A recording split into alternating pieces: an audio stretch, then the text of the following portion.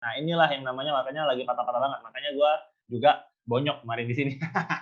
Bonyok gue kemarin di sini ya.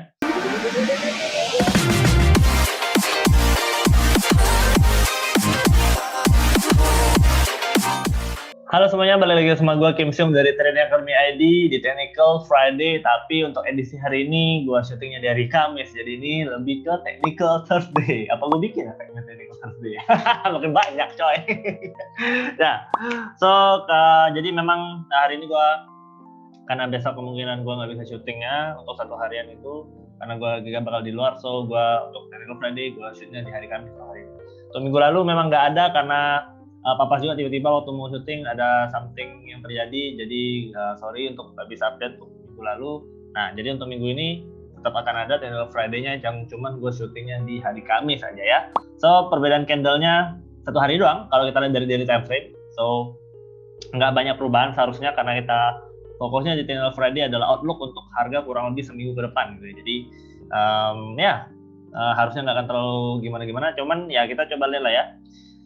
Nanti gue coba kasih outlooknya dan segala macam, dan goalnya juga memang lagi choppy sedikit ya, nggak sedikit sih, lumayan banyak sih choppy-nya ya. Dan bulan ini Oktober dia kalau untuk gold ya, dari bulan Oktober ini dari awal tuh dia udah mulai sideways sebetulnya ya. Dia masih akan agak ranging gitu ya. Tapi memang ranging itu agak naik, tapi nggak sebagus normalnya ya. Jadi memang sebetulnya gue bisa kategorikan goldnya lagi agak sideways aja. So not a good month untuk trade di gold memang di bulan ini, dan gue juga lagi mengalami beberapa loss juga. Sejujurnya juga gue di bulan ini lagi loss. So karena memang ada tipe-tipe market yang sebenarnya kita nggak bisa paksain untuk trading gitu ya. Di beberapa teknik yang dimiliki. Nah, kebetulan di bulan ini teknik yang gue punya memang nggak cocok untuk di gold gitu. Jadi ya kalau di tradingin pasti hasilnya kurang bagus juga gitu. Tapi bukan berarti ketika kita sedang losing month begitu teknik kita percaya atau kita miliki itu salah gitu ya. Selama kita udah ngetesnya kurang lebih 1 tahun minimal dan bisa memberikan profit, ya itu artinya sebenarnya teknik yang kita miliki sudah benar gitu ya. Nah, jadi jangan langsung sedih atau langsung mau cari teknik baru karena 1 bulan aja, cuman dari hasil 1 bulan kita lihat tekniknya loss gitu ya. So better, lebih baik kita fokus di teknik yang sudah kita miliki sekarang. Misal satu teknik ini, satu trading plan kita asah terus ya, kita berulang, kita latih sampai tahun-tahun berikutnya ya, karena lebih baik begitu kita bisa expert di satu teknik daripada kita cuman bisa ya sedih-sedih doang di berbagai macam teknik gitu ya. Kayak quotes dari Bruce Lee yang paling terkenal itu kan, dia lebih takut orang yang mempelajari 1 jurus tapi sudah mempelajari 10.000 kali ketimbang yang mempunyai 10.000 jurus tapi cuma 1 kali per jurus yang dipelajari. So memang itu juga sangat cocok untuk trading ya, itu juga sangat cocok. Lebih bagus kita punya satu trading plan yang sudah kita terbukti akurat dan terbukti bagus, dan kita asah terus ya, mungkin di-upgrade dikit-dikit, tapi fundamentalnya unsur utamanya ya dari teknik kita miliki itu cuman kurang lebih 1 aja gitu ya. Nah, so that's pembukaan sedikit ya, sedikit motivasi untuk diri gue juga untuk bulan ini yang lagi jelek tradingannya ya. So it's okay lah. Nah, next month akan jadi bagus lagi gitu ya. Tapi untuk teman-teman yang baru join channel ini, I welcome you all ya.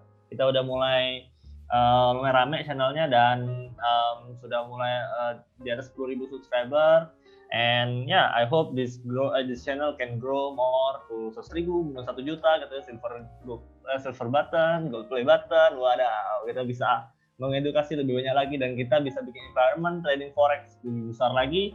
So please help us untuk build this channel ya, dan kita akan usaha maksimal mungkin untuk bisa give value ke teman-teman semua. So yang baru datang di channel kita, welcome dan enjoy the education. Tapi ingat, ini bukanlah channel untuk hura-hura atau cuman hai gitu ya. Tapi ini channel yang mengedukasi ya, maksudnya kita memberikan value, and I hope teman-teman bisa mengambil dan menyerap value-nya dan bisa dipraktekkan gitu ya. Jadi percuma kalau cuma nonton channel kita tapi cuma nonton doang ya, tidak dipraktekkan, itu akan sangat a wasting of time gitu ya. So I hope you guys can praktekkan langsung dan bisa merasakan manfaatnya secara langsung ya dari ilmu yang sudah kita berikan. Dan untuk yang sudah stay lama di channel kita, I want to say thank you juga yang sudah mendukung channel ini sampai detik ini. Dan ya, I hope, really hope teman-teman yang sudah lama, yang mungkin dari awal ya udah ikut lihat muka gue ini udah bosen kali ya. Dari awal sudah ikut, gue harap teman-teman sudah mulai mempraktekkan ilmunya dan sudah mulai bisa mendapat manfaat dari channel ini dan jelas mendapat profit gitu ya, manfaatnya berupa profit gitu. So, thank you untuk kalian semua. Dan kita langsung masuk ke Technical Thursday. Technical Thursday hari ini di mana gue jelas akan membahas gold karena ini adalah pair andalan gue, biarpun dia lagi sideways, cenderung sideways bulan ini, tapi setidaknya dia sudah mulai memberikan arahan-arahan yang oke loh untuk akhir bulan ini ya. Nah ini kan udah di penghujung Oktober ya, berarti untuk Novembernya I hope arahnya udah mulai bakalan jelas dan sudah mulai baik lagi untuk ditradingkan, nggak patah-patah lagi dan segala macamnya ya. Nah kita langsung lihat saja di chartnya di gold time frame daily dulu. Seperti biasa gue selalu trading stylenya seperti ini. When I say I want to looking for an outlook gitu ya, ketika gue pengen mencari outlook, jelas time frame andalan yang gue miliki untuk mencari outlook adalah time frame daily gitu ya. Jadi time frame daily ini selalu gue cari arahnya harga ini kira-kira mau kemana ya. Jadi trennya gue lihat di sini, juga momentum juga gue lihat di sini, terus mungkin ada capetan, intinya semuanya kurang lebih gue lihat di sini karena gue butuh outlooknya kemana untuk menjadi guideline gue mau nyari posisi buy atau sell gitu ya. Nah dari time frame daily ini dia tentu masih bullish ya, di sini masih bullish kan. Nah cuman momentum sekarangnya tuh lagi bearish. Oke, jadi trennya memang bilang bullish, cuman momentumnya tuh lagi bearish. Nah jadi ketika kita ngomongin tren dan momentum, tren ujung-ujungnya harga akan ngikutin tren gitu ya, apalagi di gold gitu ya. Gold itu kurang lebih trennya itu bakalan lebih gampang berlanjut gitu ya. Nah tapi kalau kita momentumnya lagi bearish, biarpun trennya lagi bullish gitu dan kita belum melihat bahwa momentumnya bakalan berakhir, nah kita jangan ikutin trennya dulu, yang kita ikutin momentumnya dulu ya. Momentumnya dari mana kita lihatnya, nggak usah lihat jauh-jauh. Kalau kita lihat tren kan gua ngambilnya selalu dari sini kan, jauh tuh dari belakang gitu kan, dari bawah sini tuh, and it's clear bullish gitu kan, bullish. Nah tapi kalau momentum melihatnya tuh cukup yang di kotak sini aja, current cycle of the chart gitu ya, current cycle of the price. Nah itu momentumnya. Nah ini kan kita jelas banget nih, lihat momentumnya tuh lagi bearish kan, structure marketnya tuh lagi bearish di sini gitu ya. Nah, lagi bearish kan, dia bikin lower high, biarpun dia sebenarnya bearish sideways tapi cenderung ke bearish gitu ya. Lower high gitu kan. Dia sudah membentuk support di sini, berarti kan ada dia tidak membentuk lower low tapi selalu membentuk lower high. Ya kita perhatikan di sini dia selalu membentuk lower high. Ini kan ya, jadi structure-nya itu udah jelas. Memang dia agak sideways tapi cenderung bearish, makanya dia breakout-nya tuh ke bawah. Itu ya, breakout ke bawah. Nah, tapi dia sekarang lagi naik lagi ya. Nah, cuman naiknya ini pun tetap dia membentuk lower high gitu ya. Nah, jadi dia tetap membentuk lower high. Di sini lower high. Nah, berpotensi di sini membentuk another lower high gitu ya. Jadi sekarang harganya lagi swing kayak gini. And then harusnya di sini bakal jadi level resistance yang oke, atau mentok-mentok dia naik tuh sampai di sininya. Ya, jadi dia tidak boleh tembus.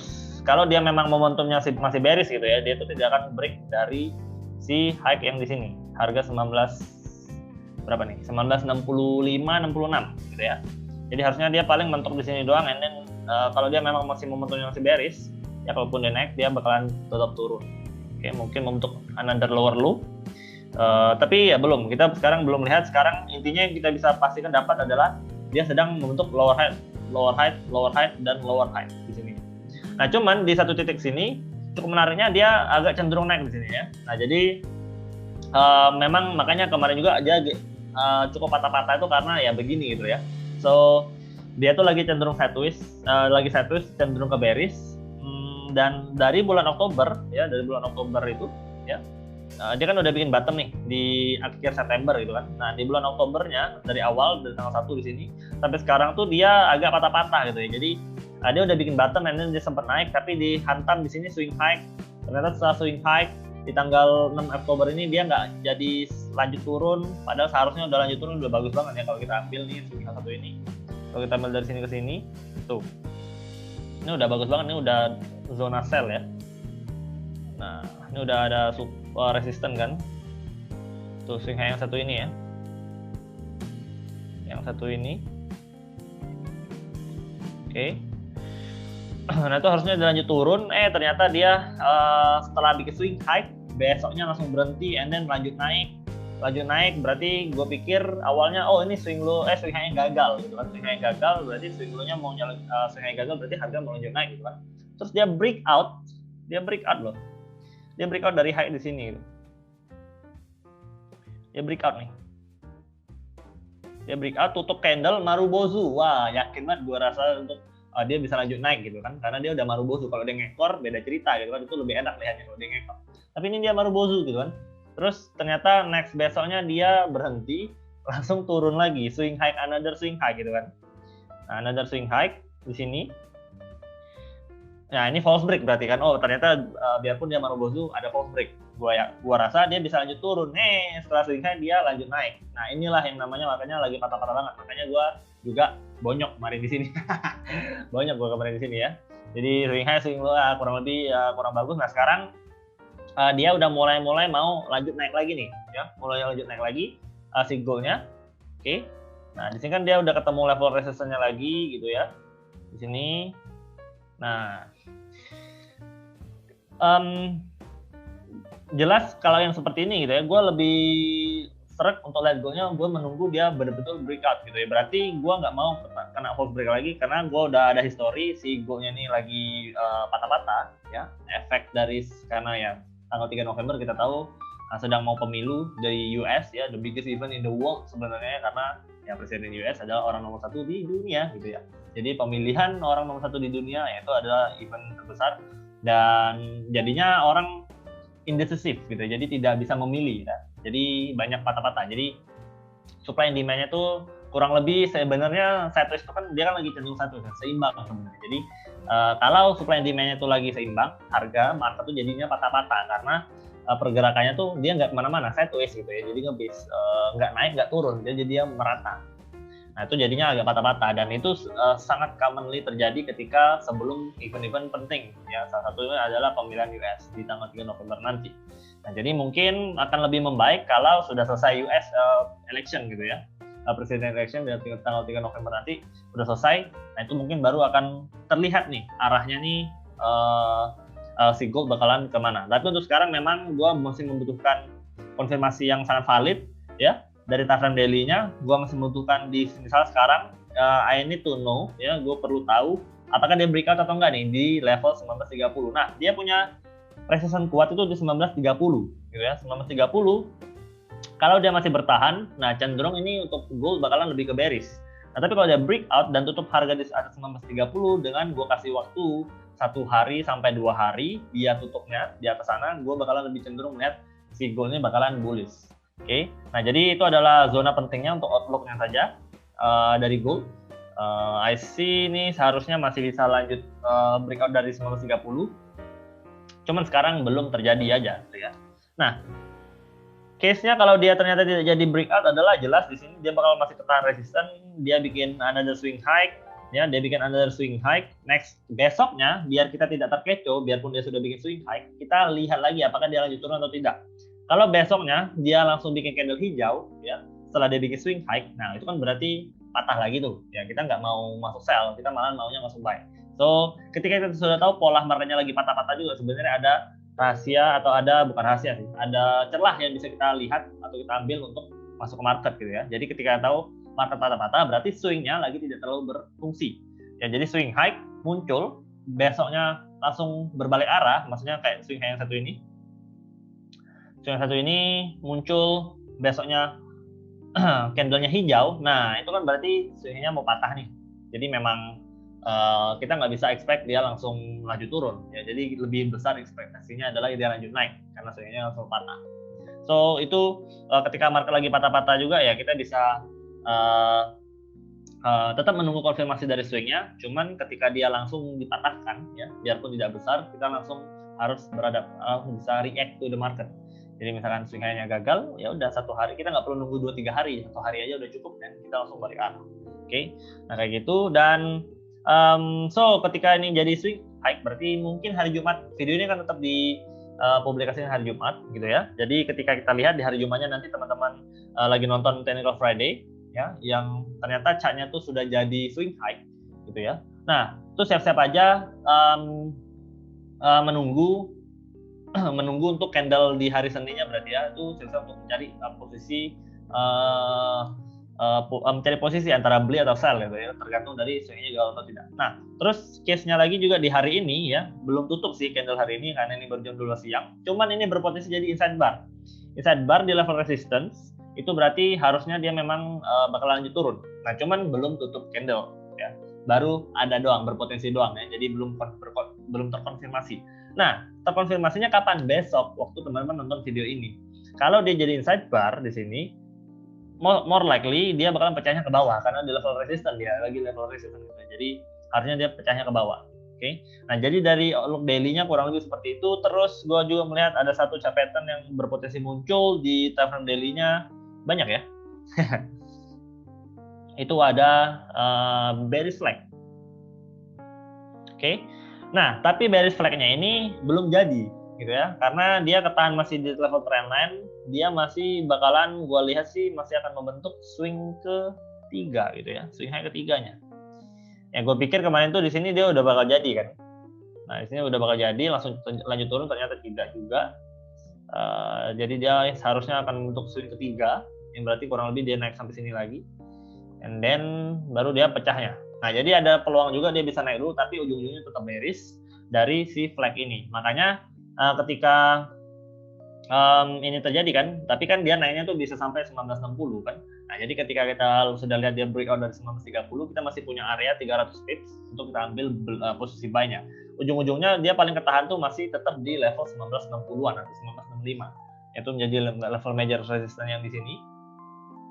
Tuh gold ya, di sini akan menjadi level major resistance-nya.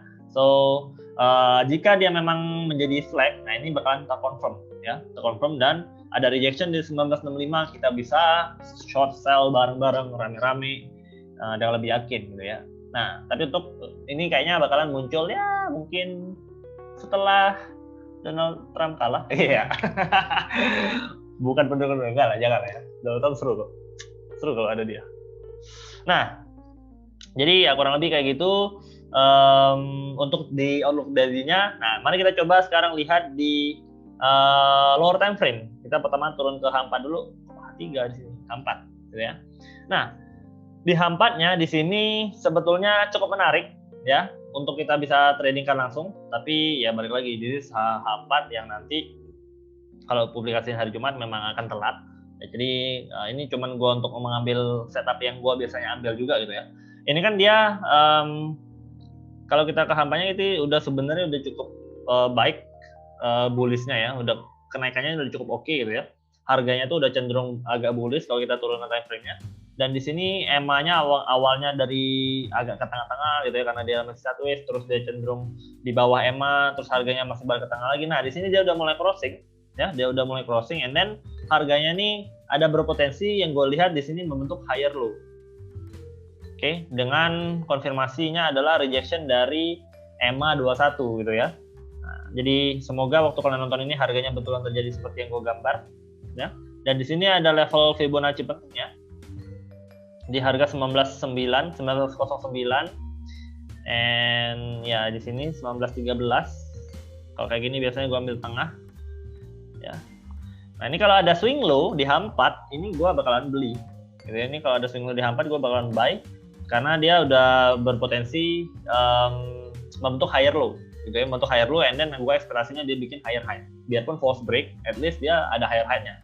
Ya, jadi ketika dia false break pun dia kena 127,2, TP pertama gue biasanya udah bakal kena. Berarti 1939 gitu ya. Nah, jadi kalau dia false break sini juga udah lumayan kan. Misalnya gue udah bisa beli dari 1910, 1912 gitu ya. Nah, sampai 1930-an, 1939 gue udah dapat 200-an trade lebih. Udah sangat bagus gitu ya.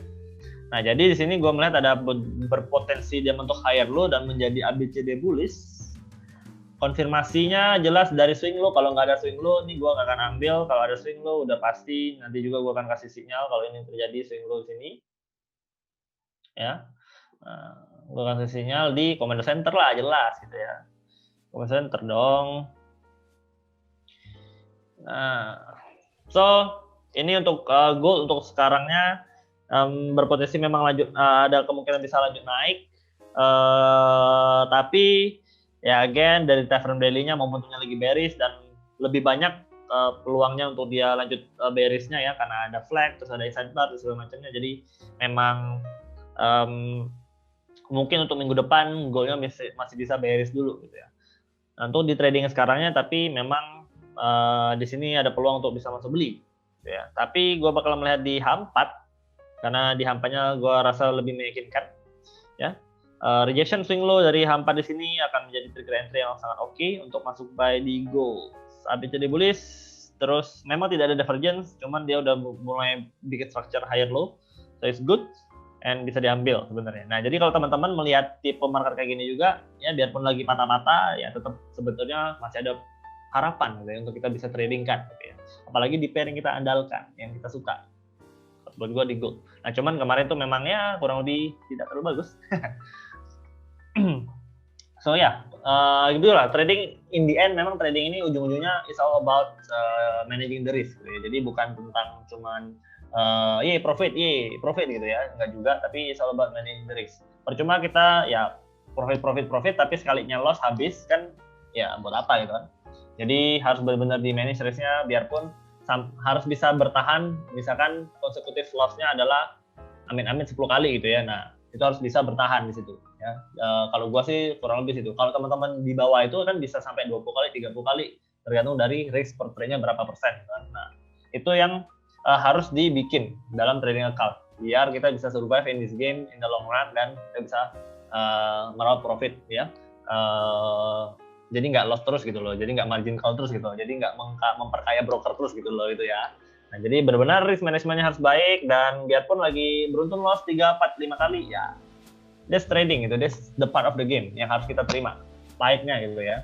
Jadi jangan cuma terlena manis-manisnya doang di trading, tapi harus tahu juga bahwa di balik itu ada pahitnya gitu ya. Karena reward-nya itu mantep gitu ya, reward-nya itu mantep, kita bisa dapat instant money sebetulnya. Jadi satu hal yang mantap tuh pasti berdiri dengan ada yang kayak side effect-nya gitu ya. Efek sampingnya tuh biasanya ada gitu, ada pahitnya gitu. Kayak obat gitu kan, itu sehat tapi pahit gitu ya. Jadi sama kayak trading, seru, bisa langsung dapat fast money, uangnya dapat cepat ya, cepat dapat gitu ya, ketimbang misalnya kita kerja dapat gaji sebulan, berbisnis harus nego-nego segala macam dulu. Trading tinggal pecah-pecah doang kan. Nah, jadi bisa lebih cepat memang dapat uangnya, cuman hilangnya juga cepat. So pahitnya adalah seperti itu ya. Nah, jadi it's all about risk management. Benar-benar jangan sampai kacau risk managementnya. Maksimal 10% per trade. Gue ingatkan lagi, 10% per trade maksimal. Itu pun most of the time, kebanyakan orang bilang udah gede resikonya. Tapi bagi gue 10% per trade is good. Less than that juga bagus. Tapi jangan kekecilan juga. Jangan cuma 0,05%. 1% di akun 1000 ya buat apa gitu kan, kecuali akun kita udah $1 juta gitu ya, 1%-nya gila, itu udah mantep.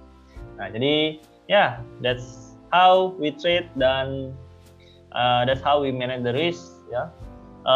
Mungkin untuk teman-teman yang masih bingung gimana cara ngitung loss dan profit dari trading di forex yang memang agak berbeda dari saham ya, teman-teman bisa nonton di video yang gue udah bikin tentang MetaTrader gitu. Jadi silakan nonton dulu sampai habis. Di sana harusnya kalian udah ngerti semua basic things yang kalian perlukan tentang trading in forex market ya, di gold juga. Jadi tinggal nontonnya di sana, cara penggunaan aplikasinya segala macam juga ada gue jelasin lengkap di sana. Oke? I guess cukup untuk video hari ini. Thank you very much. Thank you so much untuk teman-teman yang sudah nonton sampai detik sini. Jangan lupa like and comment kalau kalian ada pertanyaan. Share juga ke teman-teman kalian yang butuh edukasi seperti ini, yang mungkin lagi butuh income tambahan ya. Tapi jelas harus ada prosesnya dulu ya. Jangan langsung berharap langsung dapat instan. Harus belajar dulu, dan ini kita bisa kayak berinvestasi lah di diri sendiri gitu. Berinvestasi di diri sendiri untuk kita in the long term kita bisa menikmati hasilnya atau mendapatkan buahnya gitu ya. Nah, jadi share juga, bantu teman-teman semua yang lagi membutuhkan edukasi seperti ini di tengah-tengah pandemi ini, mungkin this is could be one of menjadi salah satu opsi untuk kita bisa survive in this from this pandemic ya. So thank you sekali lagi. Kita ketemu lagi in the next video, dan as always, let the prophet be with you. Salam dari Dengar. Bye bye.